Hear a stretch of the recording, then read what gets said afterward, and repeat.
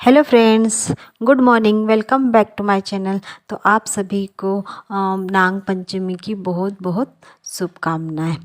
तो ये व्लॉग है संडे का, तो थोड़ा डिले अपलोड कर रही हूँ, उसके लिए माफ़ी चाहती हूँ। तो आज है संडे, तो मॉर्निंग में मैंने आज नाश्ते में बनाया था पोहा। तो पोहा की जो रेसिपी है वो चैनल पे आप वहाँ से जाके देख सकते हो। तो पहले तो फटाफट से किया नाश्ता और लग गई घर के कामों में। तो संडे था तो बच्चों को स्कूल तो भेजना ही नहीं था और ना ही उनको रेडी करके उनका नाश्ता वगैरह तैयार करना था। तो बस पहले तो किया फटाफट से नाश्ता और लग गई घर के कामों में। तो आज मुझे करनी थी घर की क्लीनिंग। तो क्योंकि कल है नाग पंचमी, तो इसलिए मैंने एक दिन पहले ही घर की जो क्लीनिंग थी, डीप क्लीनिंग आज घर पे कर दी थी। तो फटाफट से सारे घर को मैंने अच्छे से पानी से धो दिया। उसके बाद में वाइफर से उसे पानी को बाहर निकाल रही हूँ ताकि फर्श जल्दी से सूख जाए। तो यहाँ पे वाइफर लगाने के साथ साथ में यहाँ पे जो सामान है उनको भी वापस व्यवस्थित लगा रही थी। तो ऐसे ही मैंने घर के जो सारे कमरे थे सभी को ऐसे ही आज वॉश करके क्लीन किया था। तो यहाँ पे आप देख सकते हो कि सोफ़े वगैरह उनके नीचे भी बहुत डस्ट वगैरह हो जाती है वाइफर से, या फिर हम जैसे भी पोछा वगैरह लगाते हैं तो इतना क्लीन नहीं हो पाता है, तो उनको रिमूव ही करना पड़ता है। तो उनको फटाफट से हटाया, पानी डाला और जो छोटे मोटा जो कचरा रहता है, डस्ट रहती है, तो पहले उसको झाड़ू से साफ़ किया। उसके बाद में वाइफर से ऐसे मैंने क्लीन किया। तो सारे घर की यूँ इस तरीके से मैंने क्लीनिंग कर ली। तो अगर हमें कभी भी कोई अगर बड़ा काम करना होता है तो छोटे मोटे कामों को स्किप करना होता है। तो इसीलिए इसी कामों के लिए मैं संडे को चूज़ करती हूँ, क्योंकि संडे के दिन क्या होता है, बच्चों के कामों से थोड़ा हम फ्री हो जाते हैं। तो हमारा जो एक्स्ट्रा काम होता है या फिर कोई बड़ा काम हमने जो सोच के रखा होता है तो वो उस दिन मेरा पूरा हो जाता है। तो मैं तो कोई भी अगर बड़ी क्लीनिंग अगर मुझे करनी होती है तो मैं संडे को ही चूज़ करती हूँ। तो सारी क्लीनिंग करने के बाद मैं नहा धो के आ गई हूँ मैं, क्योंकि आज संडे था तो किया था हेयर वॉश। तो बाल अभी थे गीले, इस वजह से खुले छोड़ रखे थे। तो बाहर देखा तो बाहर पानी बहुत गिर रहा था। सुबह से पानी में ही काम कर रही थी और बाहर भी पानी गिर रहा था, तो थोड़ा ठंडा ठंडा सा फील हो रहा था। फिर यहाँ पे मैंने अपने लिए बनाई चाय। तो चाय पीने के बाद में मूड हो गया एकदम फ्रेश। तो और अपने लिए और सबके लिए बनाया हल्का फुल्का सा लंच।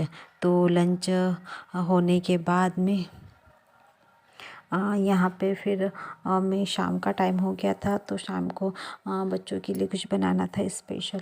तो फिर आई थी किचन में।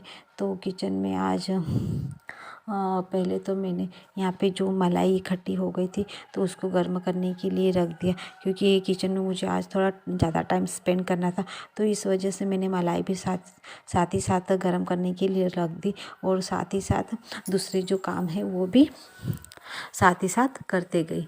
तो वैसे ही यहाँ पे मैंने आटा निकाल लिया है लगाने के लिए। तो आज मैं बना रही हूँ संडे स्पेशल थाली। तो थाली में आज बना रही हूँ पूरियाँ। तो पूरियाँ बनाने के लिए आटा निकाल लिया है, उसमें ऐड कर रही हूँ नमक अकॉर्डिंग टू टेस्ट। उसके बाद में इसमें ऐड कर रही हूँ शुगर।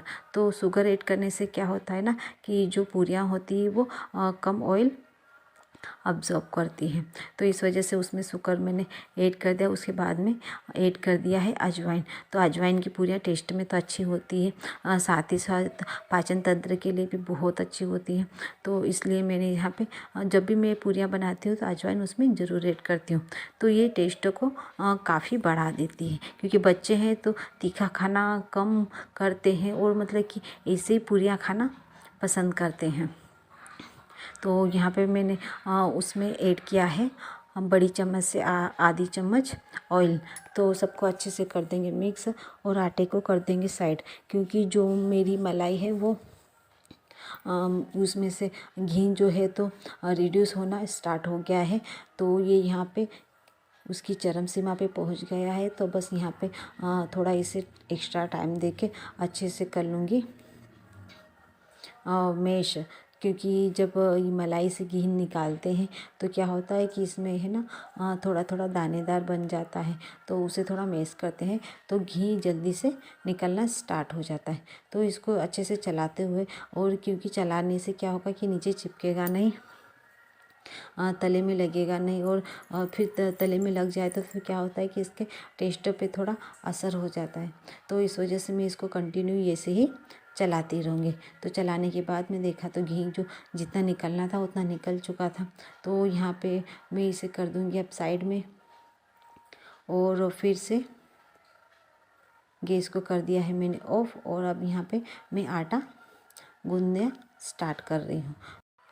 तो रेगुलर जो हम चपाती के लिए जो आटा गूँथते हैं उससे मैं थोड़ा हार्ड मतलब थोड़ा सख्त आटा यहाँ पे गूँध रही हूँ। तो उससे क्या होता है कि पूरियाँ जो होती है वो अच्छी अच्छी फूली फूली बनती है। और दूसरा ये क्योंकि पूरियाँ बेल के हम रखते हैं ना, तो फिर एक टाइम के बाद में वो है ना चिपकनी स्टार्ट हो जाती है, या फिर जैसे हम उठाते हैं तो वो उनका शेप जो होता है बिगड़ने लग जाता है और वो फैलने लग जाती है। तो आटा थोड़ा हल्का रखिए, सख्त। तो यहाँ मैं फटाफट से आटा लगा लेती हूँ। और जो घी बना के रखा हुआ है तो वो अभी थोड़ा ठंडा हो रहा है।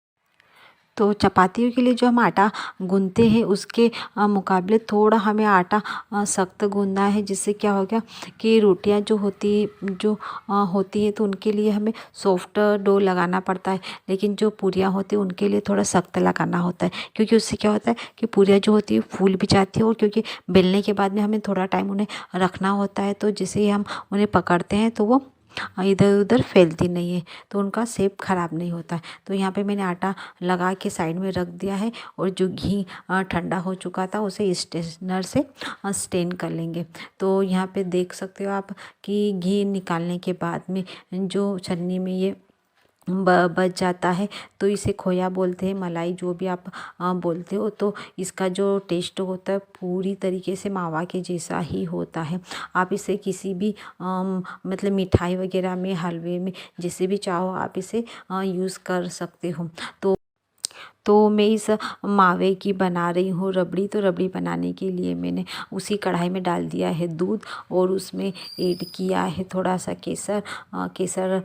थोड़ा कलर चेंज हो जाएगा दूध का। उसके बाद में इसमें ऐड कर रहे हैं ड्राई फ्रूट। तो ड्राई फ्रूट में लिया है काजू और बादाम।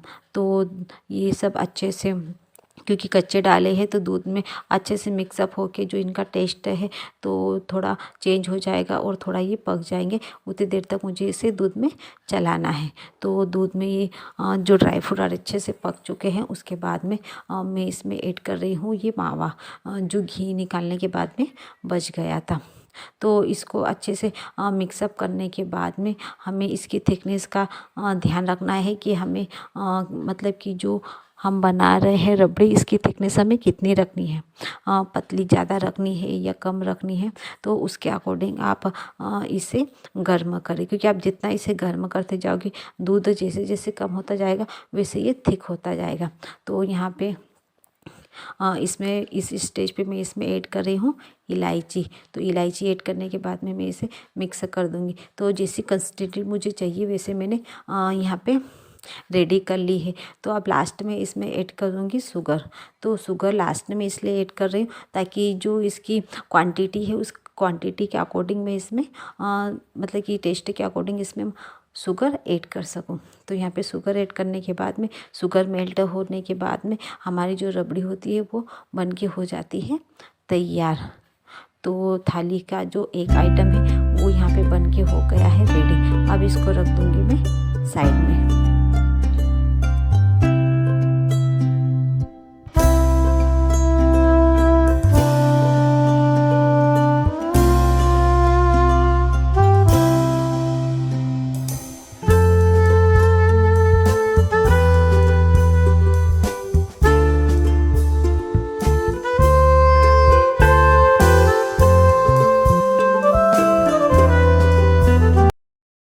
तो पूरियाँ बनाना है तो उसके लिए पहले जो था मैंने कढ़ाई में लोइयाँ बना के रख दी है।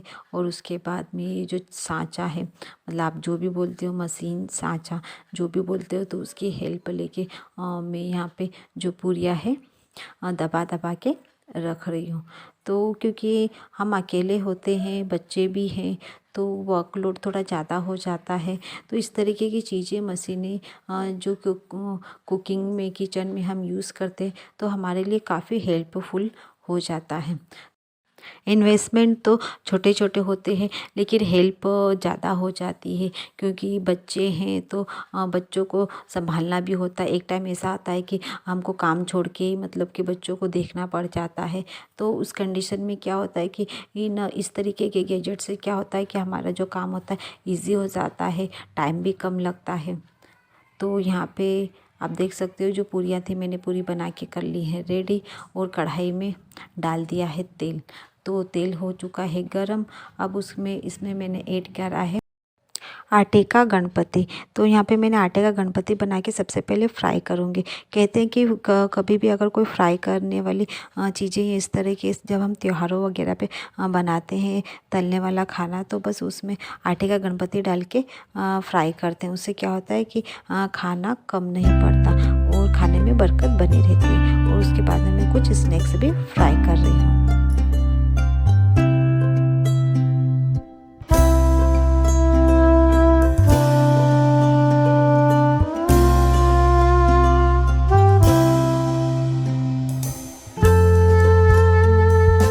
तो जितने स्नैक्स मुझे फ्राई करना था उतने मैंने फ्राई कर लिए हैं। अब बारी आती है पूरियों की। तेल थोड़ा इतना गर्म नहीं हुआ था, तो इस वजह से मैं पहले तो एक एक पूरी यहाँ पे फ्राई करके देखती हूँ। तो पूरियाँ अच्छे से फूल के फ्राई हो रही थी। तो फिर तेल जब ज़्यादा गर्म हो गया था, फिर उसके बाद में मैंने एक साथ एक से दो पूरियाँ फ्राई करना स्टार्ट किया। तो ऐसे ही मैंने सारी जो पूरियाँ थी फ्राई करके रख ली।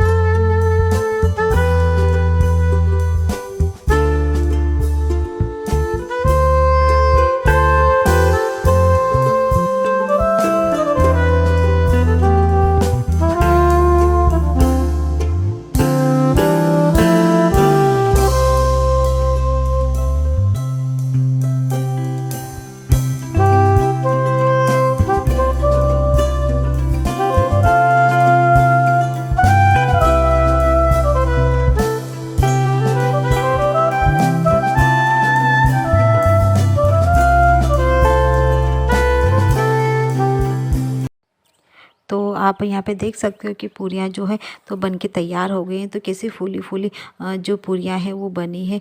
और मुझे एकदम कलर में एकदम रेड कलर की पूरियाँ ही पसंद है, तो मैं बहुत अच्छे से उन्हें फ्राई करती हूँ। और यहाँ पे जो आप देख सकते हो कि जो स्नैक्स हैं वो भी फ्राई करके मैंने एक साइड में रख दिए हैं। तो जैसे ही मैं सब्ज़ी बना रही थी तो वैसे ही लाइट चले गई थी। तो फिर जो इसकी रेसिपी है, जो आज मैंने सब्ज़ी बनाई है आलू और बैंगन की सब्ज़ी, तो जो रेसिपी है वो मैं शूट नहीं कर पाई। तो बस आप देख सकते हो कि मैंने यहाँ पे आलू और बैंगन की सब्ज़ी बनाई थी। तो आज का जो संडे डिनर स्पेशल थाली था तो वो कुछ ऐसा था, सब्ज़ी, पूरी, स्नैक्स और रबड़ी। तो आप लोगों को आई होप कि ये वीडियो पसंद आया हो। वीडियो पसंद आया तो वीडियो को लाइक करें, शेयर करें और सब्सक्राइब करें।